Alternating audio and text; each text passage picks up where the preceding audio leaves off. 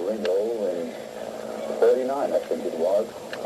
We were on the bomb shelf together, pulling the weed out of John Wayne's hair. Neither one of us would ever see him again. And when you're as big as the Beatles were, you can afford to play with the press. And the Beatles were big. Probably the most popular entertainment act ever. Still, there were moments when they ran into trouble. In 1966, when John Lennon stated that the Beatles were more popular than Christ, a brief storm of protest swept the loop. I wasn't saying the Beatles were better than Jesus or God or Christianity. I was using the name Beatles because I can use them easier. And I was using, because I can talk about Beatles as a separate thing. But I could have said TV or cinema. Help, I need somebody help, not just anybody help. I need someone help. The love and money of millions of fans was theirs for the asking. Yet the Beatles grew restless and looked for more avenues of expression. The newspaper man came up and he said, have you had LSD? So I thought, well, I'll either be crazy or I'll be honest. So I said, yes. John Lennon was even picked up for possession of drugs. It was got for possession, It wasn't on my body, but it was in the house. And possession means you could be a pusher, so you just see John Lennon pushing drugs for a living. Let me take you down, 'cause I'm going to Strawberry Field. Nothing is real, and nothing to get hung about. Strawberry Fields forever. I think if people are allowed to be a bit more free and express themselves, they wouldn't have to inhibit themselves by taking drugs. One of the Beatles' frequent themes in the mid-60s was loneliness. In a real way, it figured into the death of their manager, Brian Epstein, who OD'd on pills in 1967. For the Beatles, that meant sudden responsibility. I can't imagine where we'd be, but because he died, we shouldn't have to find out and be responsible for ourselves. Yesterday, all my troubles seem so far away. Now it looks as though they're here to stay. Oh, I believe in yesterday. Paul McCartney saw the Beatles' purpose clearly, to try to make unhappy people happy. People seem to be unhappy about something, and they seem to be messing it up. So anything we can do to help, we should do. There are many reasons for the Beatles' success. Their great music, enormous publicity, being at the right place at the right time. But you shouldn't underestimate this. Even though the Beatles were superstars, so different from us, they were like us. They seemed a little confused by their stardom, and they found it funny. They made mistakes like us. They were searching for values in a mixed-up world like us. Despite their popularity, they felt loneliness like us. They were young and, like us, they were trying to find meaning in life. Like us, they were asking, what's it all about? It's been a hard day tonight, and I've been working like a dog. It's been a hard day tonight. I should be sleeping like a log. But when I get home to you, I find the things that you do will make me feel alright. I work all day.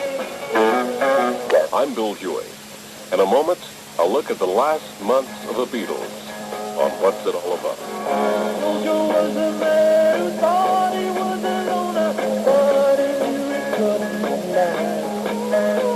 Jojo left his home in Tucson, Arizona, off the California grass. Get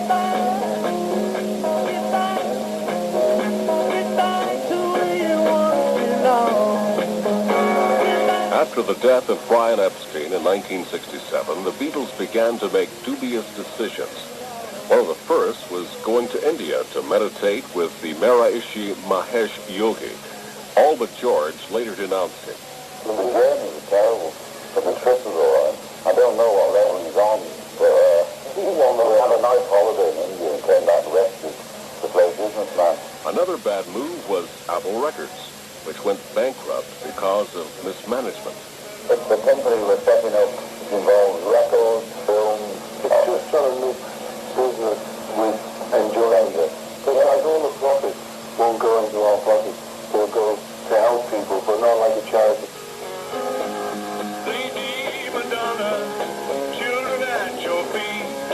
Wonder how you manage to make ends meet. Who finds the money when you pay the rent?